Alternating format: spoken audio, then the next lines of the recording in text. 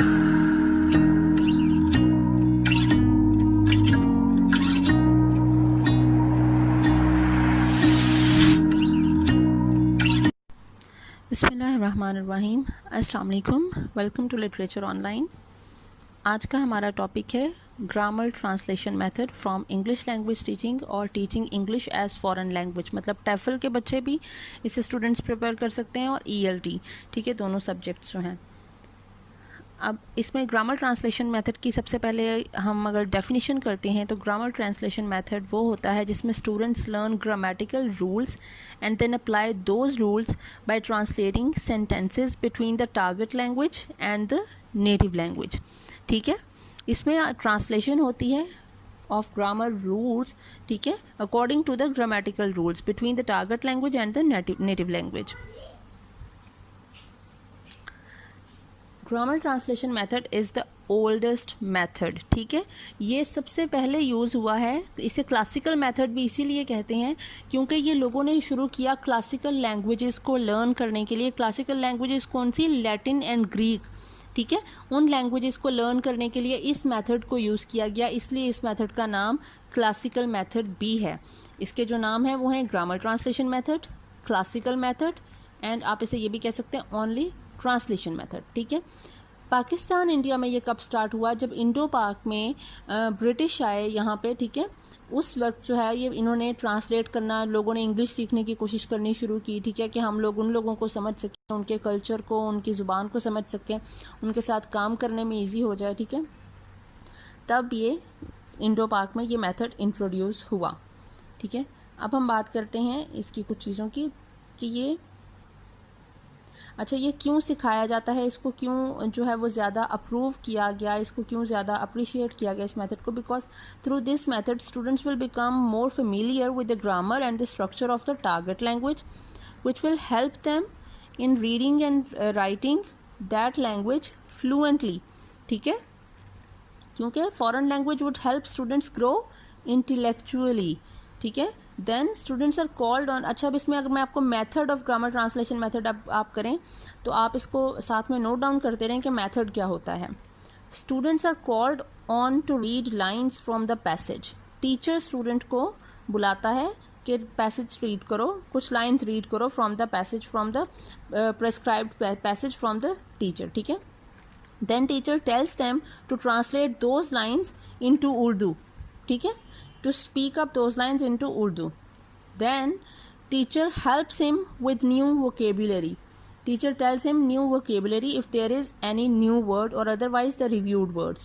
Then teacher and the most important thing is teacher will talk in English if he is teaching English in that class. ठीक है, then teacher asks if there is any question in the mind of students. ठीक है, if there is any question then teacher will answer those questions. ठीक है, then teacher gives some questions from passage to students and asks them to respond them in their way. ठीक है, teacher asks students to write down the answers in their own words. The response will be in students own words, not what is written in the passage. ठीक है, कि आप ढूंढो question का answer कि ये लिखा हुआ है, नहीं। Teacher will ask your opinion. What have you learned from this passage? Or how do you think that he achieved this thing? What was his goal? Write in your own words. ठीक है, किसी के बारे में बात करते हुए, कोई पैसेज पढ़ते हुए वो टीचर इस तरह से क्वेश्चन पूछेगा। Then teacher asks the students to stop and check their work. ठीक है, what they have written in the answers. Teacher will ask them to check their work and one by one each student read the question and then his response. If there is any mistake in the answer, the students has not told the right thing in the answer, then teacher, it's up to teacher. Either he'll correct it right away or he'll call other students to rectify it and clarify the answer if there is any mistake. ठीक है, then अब हम techniques कौन सी use करेंगे? ठीक है, इसमें अब ये जो सारा मेथड था, इस मेथड के टीचर ने बुलाना है, बुला के उसने कहना है लाइन्स रीड करो। उसके बाद उसने जो है कि बच्चे से कहना है कि तुम अब इसको ट्रांसलेट करो। न्यू वर्ड्स जो हैं वो टीचर ने बता देने कि ये न्यू वर्ड्स हैं, अगर नहीं है तो ये पुराने वर्ड्स जो हम पहले सीख चुके हैं, इनके मीनिंग्स आपको पता हैं।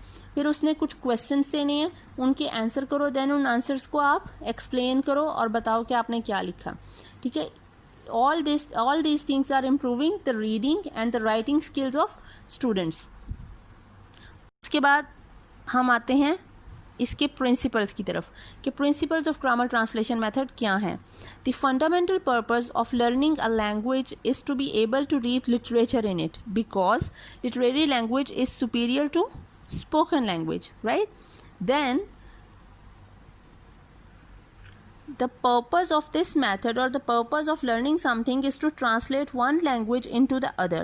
This makes students successful language learners. If he is translating and understanding both languages, he has become a successful language learner. ठीक है?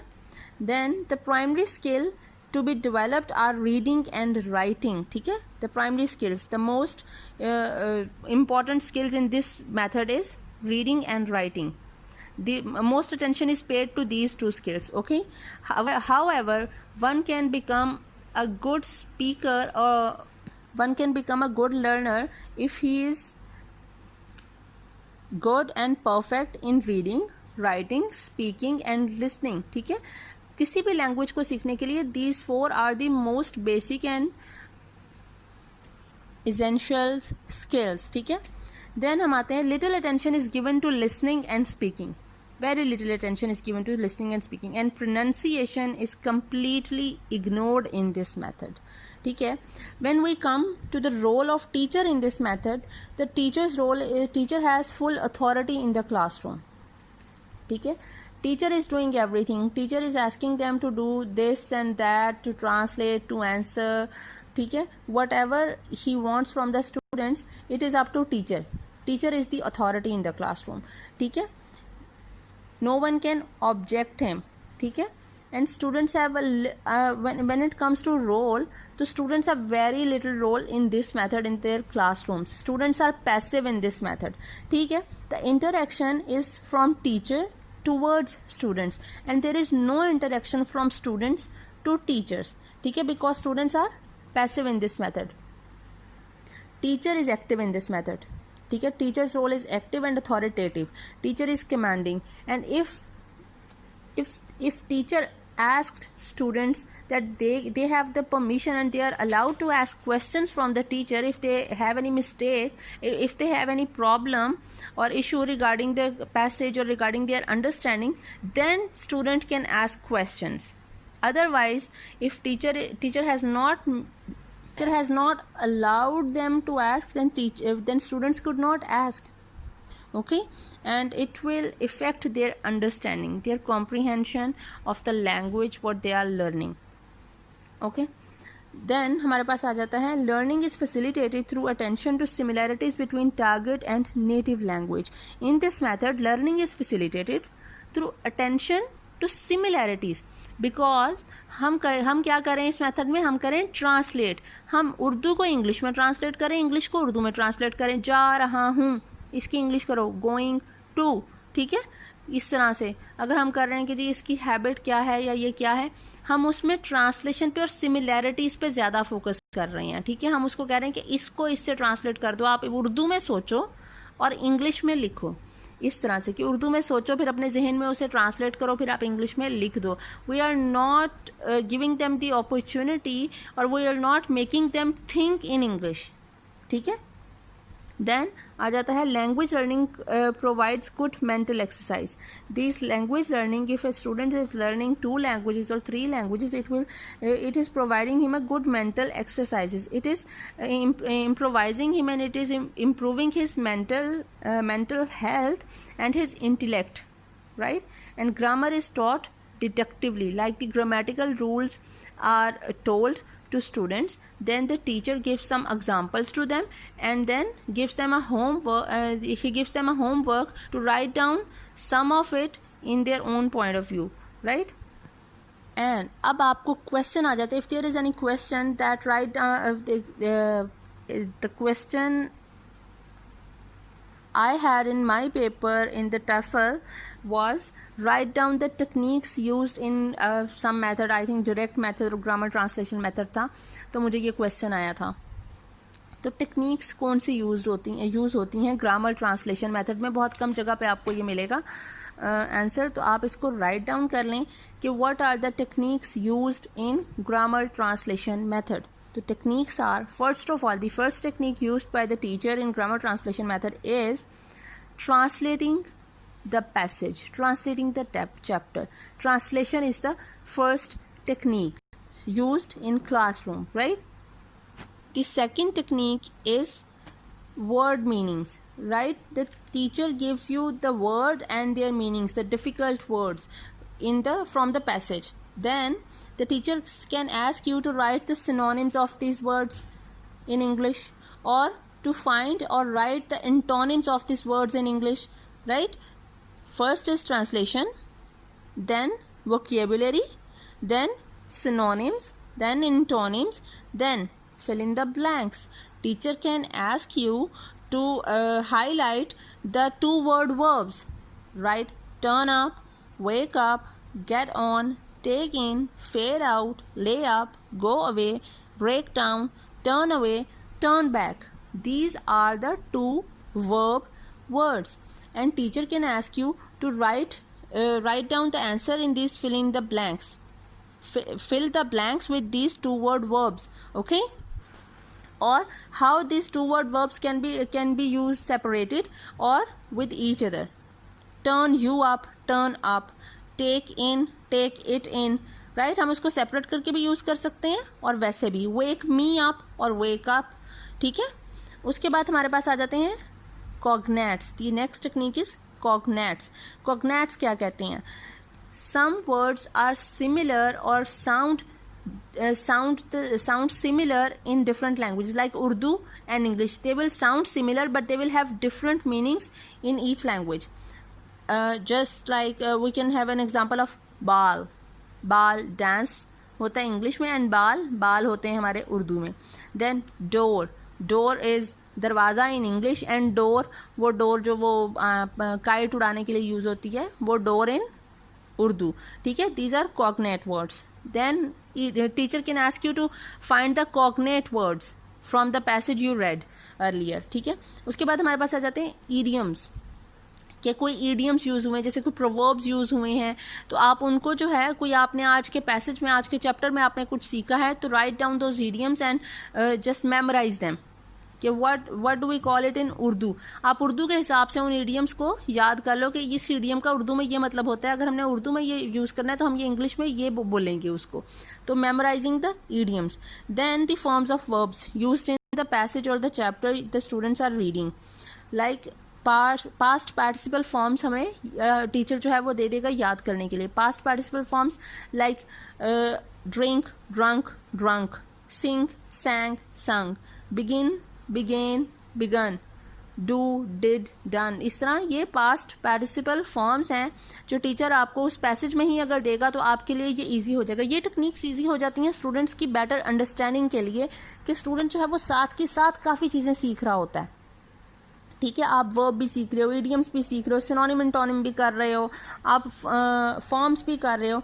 Then there comes the if the teacher has given you some new words from the passage or the chapter, then he can also give you the homework to write down or make sentences of these words, ठीक है? Use these words into sentences. This is your homework. This is the technique the teacher can use in this method, ठीक है? Make sentences. Then there is a quiz on grammar and vocabulary of chapter, ठीक है?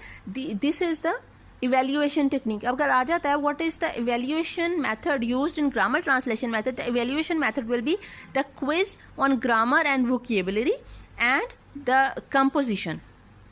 Teacher can ask you answer in your own view, in your own words, to write down the answers. It is composition. You are composing the answer in your own words. You are writing down what you are thinking, ठीक है? These are the evaluation methods, and teacher can evaluate and assess your grip on English, ठीक है? कि आपने कितना सीखा है. What have you learned in this class till now? तो ये कुछ मेथड है. और deductive application rules of grammar, वो भी यही होता है कि आप ग्रामर के deductive application of the grammatical rules, इसको हम कहते हैं कि जो आपको ग्रामेटिकल रूल कुछ सिखा दिए जाते हैं, like the sentence structure, subject, object, verb. अगर हमने ऐसे सब्जेक्ट, वर्ब एंड ऑब्जेक्ट अगर हमने करना है तो आप इसके मुताबिक लिख के लाओ, या प्लूरल्स आपको अगर बता दिया जाता है कि एस या ई एस को कहाँ पे ऐड करना है तो आप उसके हिसाब से लिख के लाओ, ठीक है। आपको जो डायग्राफ्स सिखाए गए हैं, ये डायग्राफ्स किन वर्ड में कैसे आते हैं, तो ये आपको एग्जांपल कुछ दे दी जाती हैं, उसके बाद आपने कुछ वर्ड्स खुद लिखने होते हैं, खुद बताना होता है कि टीचर ये भी हो सकता है, ये भी हो सकता है, ठीक है। These are the deductive application of grammatical rules. तो अब टेक्निक्स मैंने आपको कौन कौन सी बताई हैं। टेक्निक्स में आपको बताएंगे सबसे पहले ट्रांसलेशन, देन आपकी new vocabulary, memorisation, synonym, antonym, fill in the blanks, cognates, forms of verbs used in past participle forms, okay, then use words into sentences, और उसके बाद deductive application rules of grammar, ठीक है, ये आ जाता है। Evaluation method आपके पास क्या होगा, the evaluation you do is through quiz on grammar and vocabulary of chapter and the composition, ठीक है, आप इस तरह से करोगे। अब आपके पास इस मेथड के कुछ जो हैं वो एडवांटेजेस इस मेथड के क्या हैं, या मेरिट्स ग्रामर ट्रांसलेशन मेथड के क्या हैं। तो ग्रामर ट्रांसलेशन के एडवांटेजेस और मेरिट्स हैं। सबसे पहले तो है this is the most common method, the oldest method. तो ये बहुत ज़्यादा कॉमन है, तो आपको कुछ न्यू चीज़ नहीं सीखनी टीचर को पता है ऐसे ही करना है, टीचर भी इसी मेथड के थ्रू पढ़ा हुआ है, उसे पता है कि मैंने भी आगे ऐसे ही पढ़ा देना है, तो it is the most common method. When it is common and it is the oldest method, so it is convenient for teacher, ठीक है, it is convenient for him to teach either way, ठीक है। उसके बाद हमारे पास आ जाता है psychological procedure from known to unknown और from simple to complex. This method is using the psychology of the students, that it is going from easy to complex, gradually आप सीख रहे हो, ठीक है, ईजी से डिफ़िकल्ट की तरफ जा रहे हो और फिर मोर कॉम्प्लेक्स की तरफ जा रहे हो। From known to unknown means कि आपको अपनी लैंग्वेज से ट्रांसलेट करना है, कन्वर्ट करना है इंग्लिश में। आपको पता है कि इस वर्ड की उर्दू ये होती है, तो आप उस हिसाब से वर्ड मीनिंग के हिसाब से आप उसको याद कर लेते हो कि इसकी ये है, वो जैसे वो सिखाया जाए इज़ है, ये दिस वो, ऐसे ऐसे करके। ये नहीं कि उसको समझाया जाए कि मतलब आप उसको जो दूसरे मेथड्स हैं आप उसको समझाते हो कि this that you can touch it और it is near you and that is far away, ठीक है। आपने कहना दिस, ये, दैट, वो ऐसे करके आपने बता देना है। So this is from known to unknown, ठीक है। Then another merit is emphasis on grammar, it emphasises grammar. Then easy intro of vocabulary, आपकी न्यू वोकेबुलरी आपका ईजी इंट्रोडक्शन हो जाता है क्योंकि आप उसको ट्रांसलेट कर रहे होते हो लफ्ज़ों को, ठीक है। Then abstract terms are clarified, क्योंकि आप कोई नया लफ्ज़ जैसे ही सीखते हो तो आपको टीचर उसकी उर्दू बता देता है कि इसको उर्दू में ये कहते हैं, इसका ये है, तो आपको एब्स्ट्रैक्ट टर्म्स जो है कुछ डिफ़िकल्टी जो होती है वो क्लैरिफाई हो जाती है। देन आपकी reading and writing, improvement in reading and improvement in writing, this is the merit of this method. उसके बाद आ जाता है this is a two way method, ठीक है। टू वे मेथड का मतलब क्या, आप इंग्लिश टू उर्दू भी ट्रांसलेट कर रहे हो, उर्दू टू इंग्लिश भी ट्रांसलेट कर रहे हो, तो आपको दोनों तरह से आपकी ग्रिप अच्छी हो रही है, आपको इम्प्रूवमेंट आ रही है आपकी, ठीक है, लर्निंग में, अंडरस्टैंडिंग में। Then it is time saver, time बच जाता है क्योंकि कोई भी आपको एड्स नहीं यूज़ करनी, टीचर को कोई ये नहीं करके नहीं दिखाना कुछ कि ये ऐसे हो जाता है, ये वैसे हो जाता है, कहीं पे ले जा के नहीं दिखाना, तो it is time saving. Teacher ने आना है स्कूल में, एक ही बुक है, उसी को खोलना है, खोल के बस वो वाइट बोर्ड पे लिखा, ब्लैक बोर्ड पे लिखा और दिखा दिया और कर दिया। मनी सेवर, प्रैक्टिकल, अफोर्डेबल, ठीक है, कि इट इज़ मोर प्रैक्टिकल, आपको ज़्यादा चीज़ें नहीं खरीदनी, अफोर्डेबल है, कोई खर्चा नहीं होना चीज़ें खरीदने पे, बस वो आपने बुक्स ही खरीदनी है और वो नोटबुक्स खरीदनी है और आपने उसी से वो सिखा देना है, ठीक है। कोई ऑडियो लिंगुअल मेथड में जिस तरह से चीज़ें यूज़ होती हैं, आपको डिफरेंट प्रॉप्स खरीदने पड़ते हैं, you do not need to buy those props for this method, so it is a money saver and a time saver also, it is more practical, more affordable, ठीक है। And memorisation, it improves your memorisation skills, कि आपको जल्दी जल्दी याद करना की आदत हो जाती है, आप मेमोराइज जल्दी कर लेते हो। These were some merits of this method. अब हम करते हैं डी मेरिट्स या लिमिटेशंस इस मेथड की क्या होंगी। तो लिमिटेशंस हमारे पास हैं कि ये मेथड बड़ा बोरिंग हो जाता है, क्लास का वही एक ही रूटीन और एक ही जो तरीका है, और आना है, आके पढ़ना है और फिर उसको ट्रांसलेट कर देना है, और ये सारी चीज़ें काफ़ी बोरिंग हो जाती हैं, डल हो जाती हैं और अनइंटरेस्टिंग रहती हैं, ठीक है। Then limited vocabulary can be learn because teacher is telling only from the book, ठीक है, teacher is teaching you what is in the book and not otherwise, so it limits your vocabulary, ठीक है, what you are memorising. then there is no clarity in learner, and he cannot think freely because he's learning what is in this book. Okay, his learning and his thinking is not free to think what is outside the book or what is in their culture, that he can think of it. Like in audio lingual method में हमें ये मिलेगा कि आपको कोई movie दिखाई जा रही है या आपको कुछ पिक्स दिखाई जा रही हैं, तो आप ज़्यादा बेटर अंडरस्टैंडिंग मिलती है, आप उसके बारे में क्वेश्चन आपके जहन में आ रहे होते हैं, जो कि only reading can not give you those question, can not arise those question in the readers mind. ठीक है, अक्सर क्या हम लोग सोचते हैं, जैसे हम लोग कुछ रीड करें तो हम बथेरा कुछ सोच लेते हैं, लेकिन अक्सर हम स्टूडेंट्स के बारे में तो कुछ लोग नहीं उस तरह से उस चीज़ को पकड़ सकते, उसको कैच नहीं करते चीज़ को. It develops only bookish English. ठीक है, वो आप बुक से कर रहे हो, वही वोकेबलरी कर रहे हो, आपको आउट ऑफ द बुक या फिर इन द कॉन्टेक्स्ट और सोसाइटी में वो चीज़ें करना, जो कुछ लफ्ज़ काफ़ी कन्वर्सेशन में जो यूज़ हो सकते हैं, आपको वो नहीं आएंगे.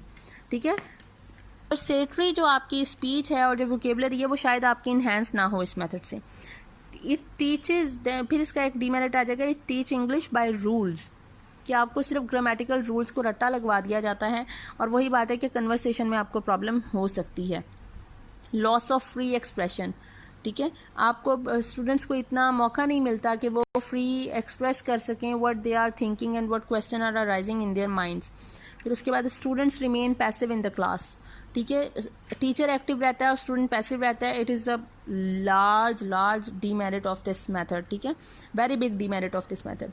Then no attention is paid to speaking and listening. Only reading and writing are improving, and only teacher is paying attention to reading and writing. ठीक है, और इग्नोर कर रहा है, he is ignoring speaking and listening of the students. And pronunciation, मैंने आपको पहले बताया कि प्रोनाउंसिएशन तो बिल्कुल इग्नोर कर दी जाती है, उसको फोनिक्स वगैरह ये वो कुछ बताया ही नहीं जाता है, उसको नहीं पता होता कि क्या करना है क्या नहीं करना. ठीक है, उसके बाद आ जाता है it binds with rules of grammar. वही ग्रामेटिकल रूल्स पे आपको पूरा फोकस करवाया जाता है. It only focuses on the grammatical rules. आपकी कन्वर्सेशन पे, आपकी जो स्पीकिंग है और आपकी जो लिसनिंग है उस पर तवज्जो नहीं दी जा रही, तो ऑब्वियसली आपको वो प्रॉब्लम देगी बाद में. अगर आप एक अच्छा लर्नर बनना चाहते हो तो आपको ये चारों स्किल्स जो होती हैं, रीडिंग, राइटिंग, स्पीकिंग या लिसनिंग, आपको वो सारी जो है वो होनी चाहिए. आप you have to be fluent in all those skills, all 4 skills. तो अगर एक दो पे तवज्जो दी जा रही है और बाकियों पे नहीं दी जा रही है, तो it will not make you a good learner or a good spokesperson or a good listener, right? तो ये आज का टॉपिक था, और इंशाल्लाह आपको, आई होप आपको समझ आ गई होगी. Thank you so much.